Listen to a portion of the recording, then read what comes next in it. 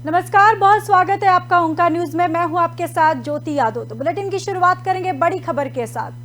केंद्रीय मंत्री अनुराग ठाकुर ने द केरल स्टोरी फिल्म के विरोध को लेकर कांग्रेस पर निशाना साधा है। आपको बताते चले कि अनुराग ठाकुर ने बताया कि कांग्रेस वोट बैंक के लिए किसी भी स्तर तक गिर सकती है। फिल्म को लेकर विरोध पर बीजेपी नेता ने सवाल किया कि आखिर कांग्रेस सच्चाई को छिपाना क्यों चाहती है।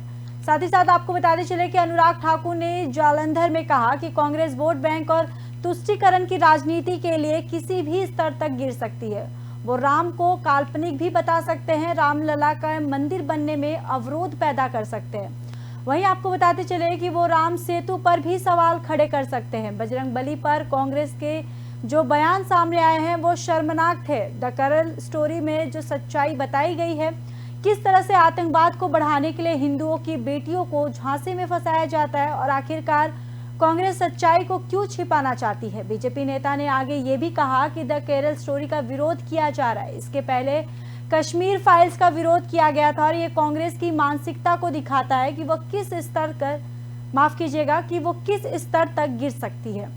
वही एक दिन पहले कर्नाटक के बेल्लारी में एक रैली में बोलते हुए पीएम मोदी ने भी द केरल स्टोरी फिल्म की तारीफ की थी और कहा था कि यह समाज में आतंकवाद के परिणामों को उजागर कर रही है। पीएम ने कहा था कि कांग्रेस पार्टी अब फिल्म पर बैन लगाकर आतंकवादी तत्वों का समर्थन करने की कोशिश भी कर रही है।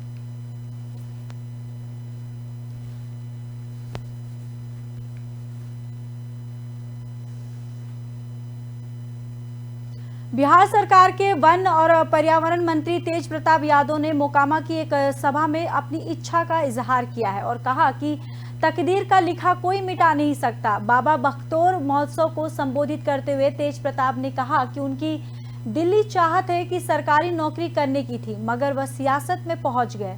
वहीं तेज प्रताप यादव का इस भाषण पर लोगों ने जमकर ताली बजाई। घोसवरी प्रखंड के गोसाई गांव में आयोजित 2 दिवसीय बाबा बख्तौर महोत्सव का तेज प्रताप यादव ने फीता काटकर उद्घाटन किया है और साथ ही साथ पटना से गोसाई गांव पहुंचे तेज प्रताप यादव को देखने के लिए लोगों का सैलाब उमड़ पड़ा।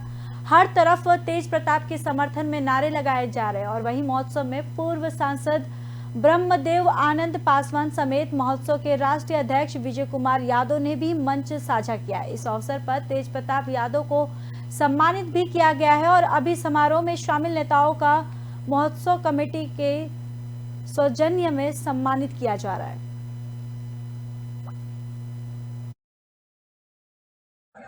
हमने ट्रेनिंग लिया, हम सोचे कि हम नौकरी करेंगे, हम नेतागिरी में नहीं आएंगे, हमारे मन में ही था। लेकिन आप देखिए कि किस्मत की कहां से कहां क्या ले आता। इसलिए जो भी है, आप जो लोग बोलता है कि बाबा है, ऋषि मुनि है, तो आपका हाथ दे करके बताएंगे कि आपको क्या करना है। अरे आपको भगवान कृष्ण खुद का है गीता में, कर्मण्येवाधिकार से मा फलेषु कदाचन।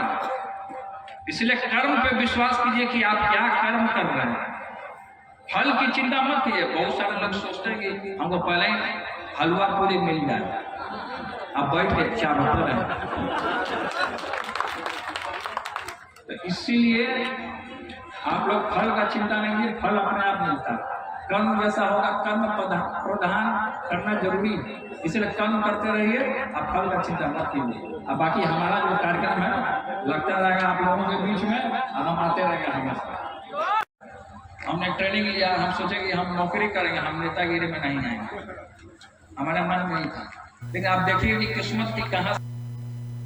तो वहीं निकाय चुनाव को लेकर शांतिपूर्ण तरीके के लिए जिलाधिकारी और एसपी औरैया ने पैदल मार्च किया है। मतदाताओं में जागरूकता लाने के लिए किसी प्रकार के भय, डर, प्रलोभन आदि को लेकर जिलाधिकारी एसपी द्वारा जनपद के बिधुना कस्बा में चुनाव संबंधी जन जागरूकता अभियान चलाया गया। वहीं जिलाधिकारी एसपी ने शहर और गांव के लोगों को बढ़ चढ़कर मतदान करने की अपील की और साथ ही साथ भयमुक्त होकर वोटिंग करें, सुरक्षा का भरोसा दिलाया। देखिए, चुनाव लगभग निकट आ गया है तो हम लोग इसको एरिया डोमिनेटिंग मार्च बोलते हैं। हमारे पास बाहर की भी फोर्स आ गई है, सीआरपी, एसएसबी है, साथ में हमारे पुलिस के लोग तो क्षेत्र में टहलते हैं। इससे लोगों में आत्मविश्वास पैदा होता है कि हम सुरक्षित हैं, निष्पक्ष वोट कर पाएंगे, कोई उन्हें डरा धमका तो नहीं रहा है, कोई प्रलोभन तो नहीं दे रहा है, कोई उनके मन में शंका तो नहीं है। पिछले चरण में जो हुआ है उसमें वोट प्रतिशत लगभग 52% गया है। तो हम लोग ये भी लोगों को मोटिवेट कर रहे हैं कि भाई आप अवश्य वोट डालिए, अगर आप वोटर हैं तो वोट अवश्य कास्ट करिए। इसके साथ जो अति संवेदनशील और अति संवेदनशील प्लस बूथ है उसका भी हम और एसपी निरीक्षण कर रहे हैं, उन लोगों से बातचीत कर रहे हैं कि ऐसा कोई चीज़ हो तो हमारे संज्ञान में लाएं, जिससे आपको लग रहा हो कि निष्पक्ष मतदान में दिक्कत होगी तो पहले हमें बताएं, हम वो सारे प्रयास करेंगे कि आप बिल्कुल शांतिपूर्ण वातावरण में निष्पक्ष। यूपी में निकाय चुनाव को शांतिपूर्ण ढंग से निपटाने के लिए अपराधियों पर प्रशासन की नजरें हैं ताकि किसी भी तरह की कोई आपराधिक गतिविधियां ना हो। इसी के चलते पुलिस ने जिला मजिस्ट्रेट के आदेशानुसार ओमजी उर्फ अलखराज को जिला बदर किया गया है और थाना अजीतमल पुलिस द्वारा अभियुक्त के गांव में मुनादी कराकर अभियुक्त को जनपद की सीमा से बाहर छोड़ दिया गया है।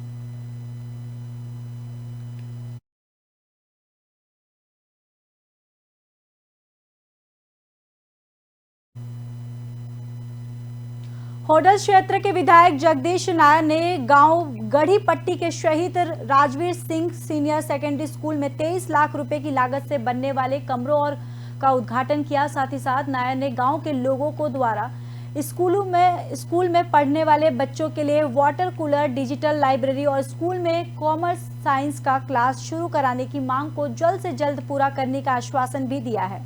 नायर ने कहा कि इस गांव के युवा जिले में सबसे ज्यादा सेना में भर्ती होकर देश की सेवा कर रहे हैं। इस गांव को जिले में सबसे ज्यादा सुंदर बनाया जाएगा। इस मौके पर ग्रामीणों ने नायर को मांग पत्र सौंपा और पगड़ी बांधकर फूल माला पहनाकर उनका स्वागत भी किया गया है। साथ ही साथ आपको बताते चले कि स्कूली छात्रों द्वारा सांस्कृतिक कार्यक्रम भी प्रस्तुत किए गए। गढ़ी गांव में आज माननीय मुख्यमंत्री महोदय जी की तरफ से, माननीय चौधरी कृष्णपाल जी की तरफ से और विधायक की तरफ से जो पैसा भेजा गया 24 लाख रुपए के लगभग ये पैसा बनता है। और हमारी हरियाणा सरकार का मिशन है कि जहां भवन बिल्डिंग खराब हो गई है सारे हरियाणा की भवन बिल्डिंगों को ठीक किया जाए। मेरे विधानसभा क्षेत्र में गढ़ी में पैसा आ गया, पंचारी में आ गया, थामी में आने जा रहा, बहुत स्कूलों में ये पैसा हमने भिजवाया है। आज माननीय मुख्यमंत्री जी का मैं यहाँ से धन्यवाद करता हूँ कि माननीय मुख्यमंत्री जी ने 24 लाख रुपए देकर इस गढ़ी गांव में आज माननीय मुख्यमंत्री।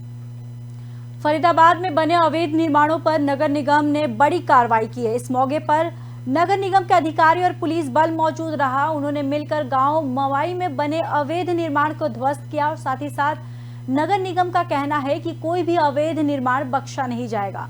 इससे पहले 3 अप्रैल को फरीदाबाद की पंचशील कॉलोनी में नगर निगम का दस्ता भारी पुलिस बल के साथ मौके पर पहुंचा, जहां पर अवैध रूप से किए गए निर्माण को ध्वस्त किया गया था। वहीं 2 एकड़ में फैले अवैध निर्माण को प्रशासन ने इस दौरान ध्वस्त किया है। कर रही थी, एक बोल रहा है कूदने के लिए उसको, अपना भाषा में बोला था, उसने मेरे को समझ नहीं आया।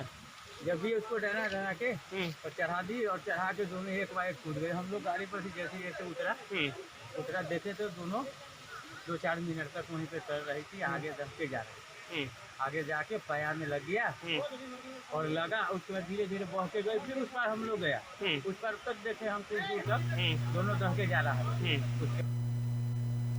हरियाणा सरकार के द्वारा रोड पर होने वाले हादसों में कमी लाने के लिए शराब के ठेकों को लेकर नई पॉलिसी बनाई गई थी, जिसमें नेशनल और स्टेट हाईवे को लेकर कई प्रकार की गाइडलाइन जारी की गई है। इस पॉलिसी में बताया गया है कि शहर के अंदर नगर निगम नगर परिषद की सीमा क्षेत्र में शराब का ठेका खोला जा सकता है, लेकिन इस क्षेत्र के खत्म होने के बाद नेशनल हाईवे या स्टेट हाईवे पर शराब का कोई ठेका नहीं खोला जा सकता है।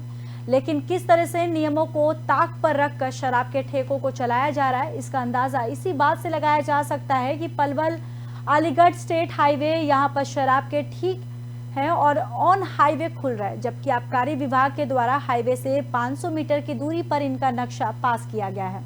वहीं नक्शा भले ही 500 मीटर की दूरी के लिए पास किया गया हो, लेकिन शराब के ठेके हाईवे पर खुल रहे हैं। इस रोड पर 1 या 2 नहीं बल्कि 6 शराब के ठेके हैं, इसी तरह से चलाए जा रहे हैं। साथ ही साथ जब इस बारे में पलवल आबकारी और कराधान विभाग के सहायक आबकारी और कराधान अधिकारी संदीप मियां से बात की गई तो उन्होंने बताया कि अगर कोई भी इस तरीके से ठेके चलाता है तो उसका चालान किया जाता है। समय समय पर उनकी टीमें चेकिंग अभियान भी चलाती हैं और इसी को लेकर रेस्टोरेंट बनाया गया है और उनके विभाग के इंस्पेक्टर इस पर पूरी नजर रखते हैं। उन्होंने कहा कि इस मामले को लेकर जांच करेंगे और जांच में जो सामने निकल कर आएगा उसी के मुताबिक कार्रवाई की जाएगी। साथ ही साथ पलवल के रहने वाले नरेश ने यह भी बताया कि इस मामले की शिकायत पहले भी की जा चुकी है। गलत तरीके से नक्शे के नियमों को ताक पर रखकर शराब के ठेके चलाए जा रहे हैं, जिससे अलीगढ़ रोड पर हादसे की भी होते रहते हैं। क्या है कि यहाँ जो नक्शे पास हैं वो हमारे 500 मीटर पीछे पास हैं इसके ठेकों के, परंतु प्रशासन की मिली भगत से, एक्साइज अफसरों की मिली भगत से ये लोगों ने आगे बिल्कुल रोड पे रख रखे हैं, जिनसे हादसे होने का बहुत ज़्यादा डर बना रहता है। क्योंकि गाड़ियाँ आती हैं, आगे रुक जाती हैं इसके सामने, ठेकों के सामने, पीछे से स्पीड से गाड़ी आती है, कई बार हादसे हो चुके हैं। पहले भी प्रशासन से देखिए, डिपार्टमेंट का एक पॉलिसी जो गाइडलाइन है उसी के अनुसार ही लाइसेंसी जो ग्रांट होते हैं वेंड, उसके लिए क्या है, साइट प्लान वो करता है, डिपॉजिट करवाता है कि इस लोकेशन पे मैं वो करूँगा, तो उसको हम फिर वेरीफाई करते हैं। अगर वो उस वेरिफिकेशन के दौरान वो वायलेशन मिलती है हमें कि एक्साइज रूल्स की या पॉलिसी की वायलेशन है और नेशनल हाईवे की, तो हम उसको अलाउड ही नहीं करते, उसको डिसअलाउड कर देते हैं उस चीज़ को, और फिर उसको नए सिरे से उससे प्लान मांगते हैं उससे, तो प्लान मांग के वो फिर अगर दोबारा अगर एज पर नॉर्म्स है तो ही हम उसको अलाउड करते हैं। नहीं, उल्लंघन करने पे क्या है, हम उनको ब्रीच केस भेजते हैं, डिसलोकेशन का ब्रीच केस भेजते हैं। अगर फिर वो हेड ऑफिस से डिसाइड होता है, जो पेनल्टी होता है वो पेनल्टी उससे रिकवर करते हैं और फिर उसको जो वापस ओरिजिनल जो एलोकेशन है उस पर उसी पे उसको भेजते हैं। क्या है कि यहाँ जो नक्शे पास हैं वो हमारे 500 मीटर पीछे पास हैं इसके ठेकों के, परंतु प्रशासन की मोकामा प्रखंड के हाथीदह गांव में शातिर चोरों ने सरपंच के घर की हाथ साफ कर दिया है। चोरों ने लगभग 40 क्विंटल अनाज की चोरी कर 2.5 लाख रुपए की चपत लगा दी है। बताया जा रहा है कि पंचायत सरपंच रास बिहारी के गोदाम में रखा अनाज चुरा लिया गया है। वहीं चोरों ने गोदाम का ताला काटकर चोरी की इस घटना को अंजाम दिया है। सरपंच के गोदाम में चोरी की हुई इस घटना के बाद गांव में दहशत का माहौल हो गया है। वहीं इस मामले की जानकारी हाथीदह पुलिस को दी गई, जिसके बाद पुलिस मामले की तफ्तीश में कर रही है।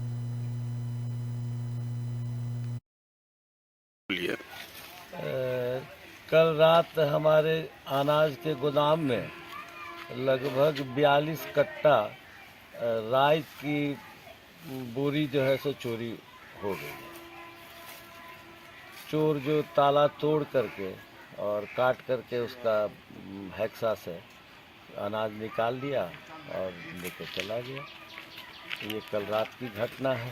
प्रशासन को जानकारी दी है? प्रशासन को हमने जानकारी दिए हैं और प्रशासन आया भी है यहाँ पर, दरोगा जी भी आए, इंस्पेक्शन भी किए, आश्वासन दिए हैं कि हम जल्द से जल्द इसका हम पता लगाकर इसको हम जांच करते हैं। दुमका जिले के जरमुंडी प्रखंड सभागार में आत्म दुमका के परियोजना निदेशक दिवेश प्रसाद सिंह की अध्यक्षता में कृषक गोष्ठी सह चैम्बर ऑफ कॉमर्स का 1 दिवसीय जागरूकता कार्यशाला का आयोजन किया गया था। इस कार्यशाला में कृषकों को किस प्रकार से अलग अलग से खेती कर ज्यादा से ज्यादा मुनाफा कमाया जाए, इसकी जानकारी दी गई। वहीं आत्म निर्देशक दिवेश प्रसाद सिंह ने कहा कि दुमका उपायुक्त निर्देशानुसार सभी प्रखंडों में कार्यशाला किया जा रहा है और आज जरमुंडी प्रखंड सभागार में यह कार्यशाला किया गया है। एक्चुअली उपायुक्त महोदय के मार्गदर्शन में या दिशा निर्देश में पूरे प्रखंड 10 प्रखंड में चैम्बर ऑफ फार्मर्स और किसान मित्र के बीच में एक जागरूकता अभियान चला रहे हैं और प्रखंड में सभी कृषि और संबद्ध विभाग के पदाधिकारी, जिला स्तर के पदाधिकारी किसानों के बीच जाकर अपने विभाग में चल रही योजनाओं की जानकारी चैम्बर ऑफ फार्मर्स के किसानों को दे रहे हैं और उनसे गांव स्तर पर जो किसान। चंद्रपुरा प्रखंड के तेलो स्थित शिव पार्वती मंदिर परिसर में भक्तों का पर्व परंपरागत श्रद्धा के साथ धूमधाम के साथ मनाया गया और इस मौके पर शिवालय में भक्तों का झूला देखने और तथा पूजा अर्चना के लिए हजारों श्रद्धालुओं की भीड़ उमड़ पड़ी। वहीं 24 घंटे का उपवास कर रात्रि में सैकड़ों महिलाओं ने भी भगवान शिव की पूजा अर्चना की। साथ ही साथ भक्तों का बताते चले कि भोक्ता पर्व के तीसरे दिन शनिवार की सुबह शिव भक्तों ने आग के दहकते अंगारे पर चलने का हैरत अंगेज भरा रिवाज भी निभाया। इस दौरान भगवान शिव की जयकारों से वातावरण शिवमय हो गया है। वही तरोपरांत लगभग दर्जन शिव भक्तों ने भगवान भोलेनाथ को खुश करने के लिए अपनी अपनी पीठ और बाह को लोहे के हुक से छेदवाया और उसमें रस्सी बांधकर लगभग 50 फीट ऊंची खूंटे पर 2 डांडी में लटकते हुए चारों तरफ चक्कर लगाए। वही महिलाओं ने अपने माथे पर कलश रखकर पूजा अर्चना कर अपने परिवार की मंगल कामना की। शिव भक्तों की इस अनोखी साधना को देखने के लिए हजारों लोगों की भीड़ उमड़ पड़ी।